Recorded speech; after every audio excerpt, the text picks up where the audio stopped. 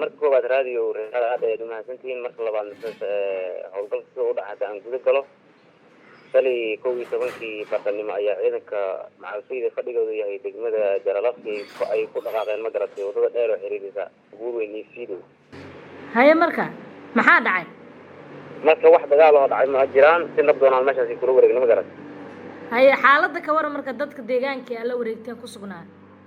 dadka deegaanka dad abaar ka soo qabsanayo si xun ay u hayso hadana cadawga ay dul fadhiyaan ayay ahayd haddana si oo nabdoon ay u hololeen ayagana anagana gacanta ku hayna xalay ilaa maanta ciidankeena fadhiyo ma garan saxa deegaanada oo u dhaxeeya deegaanka degmooyinka Buurweyn iyo Siido waa wadada dheer oo xiriirisa haddana si kale u dhigo magaalada madaxda Hirshabelle iyo magaalada degmada Buurburte waxayna galbeedka kaga beegan yihiin degmada Jaralafsi oo xigta dhanka Buubiga Shabeelle deegaanadana waxaa ka mid ah maansheerka iyo Almacaan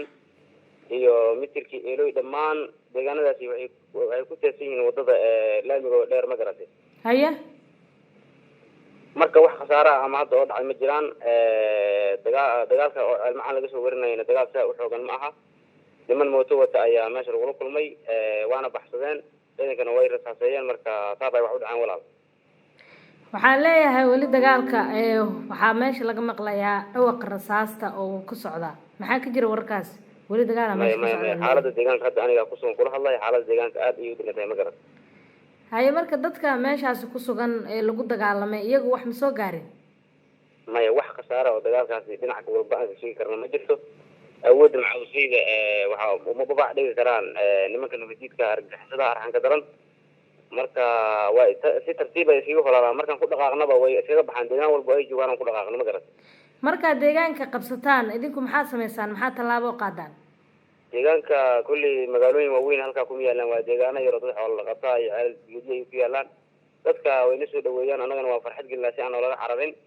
waana baaritaan wixii dadka lidku waa ka qabanaa wixii wanaagana dadka waan u sheegnaa waa la talinaa ma garatay maadaama ciidankii deegaanka aad tihiin ciidanka kale dawladda ma ka heshaan taageero maya hadda waxna la howlgala ama military ama nabad sugidda ama oo qaab kale la howlgala ma jiraan marka waa hadda jawina waa iska nabdoon yahay cadawna meel fog ay joogaan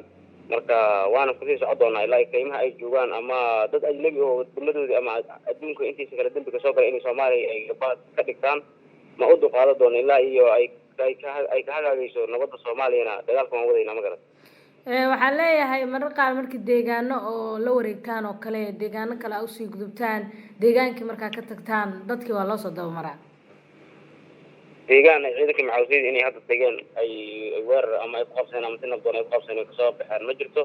deegaanada aan tagna annaga gacanta ayaan ku haynaa haye howlgallada ilaa intee aad rabtaan inaad ku qabsataan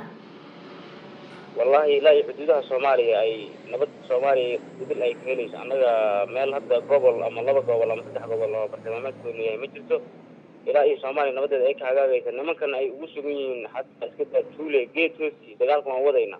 waana ku dhimanayna naf iyo maal waa hurayna waxaan leeyahay dagaalka Hiiraan ka socdo gobolada ay deegaanada ee gobolkaasi ka tirsan hal beel kaliya ku jirto dagaalkaasi oo deegaanadeeda uunay ka wataa maxaa ka jira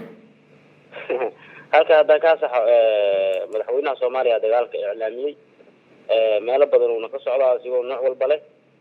dad walbana deegaankooda ay ka howlgalaan ciidankan waa ciidan fadhigiisu ay degmada Jaralafsi cid walba uu leeyahay cid weynaha ma jirto sidaas uu ka howlgalaa wax hadda qabaa'il uu la xiriirana ma jirto waa ciidan macawsiyo ciidankii deegaanka Jaralafsi ilaa hadda meeqa deegaana la wareegteen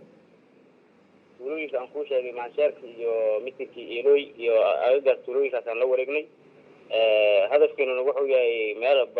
tuulooyin degmooyin badan oo hadda aan halkan ka sheegi karin inaan mataqaanaa goordhow aan gacanta ku qaban doono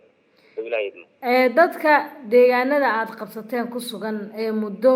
argagixisadaasi ee gumaadaysay waxaa la leeyahay abaaraad deegaanadaasi wax gurmada ma helaan dadkaasi maadaama dhibaatooyin badan dadka ku hayeen dagaalo deegaankooda markoo ka dhaco oo ciidamadii la wareegaan dhanka dawladda gurmad ma ka helaan dadkaas oo ah in soo gaarsiin maadaama cadawga ay jiraan wax walba oo noloda aadamiga asaasi u la gaarsiiyay shabaabka ayaan baa ogoleen oo dhibaato xoogan dadkaasi oo si qasab ah ku hayay dadka dad afduuban ay lamid ahaayeen laakiin dhaqaaqa ama gargaarana wuxuu la howlgalaa dawladda ama macawsleydu marka deegaanka markuu nabdoonaado insha allah waa gurmadkan uu isku gaari doonaa wax dhibaato kuma qabo. ka waran dadka deegaanada aad qabsataan iyo deegaanada kale oo aad qorsheysaan inaad la wareegtaan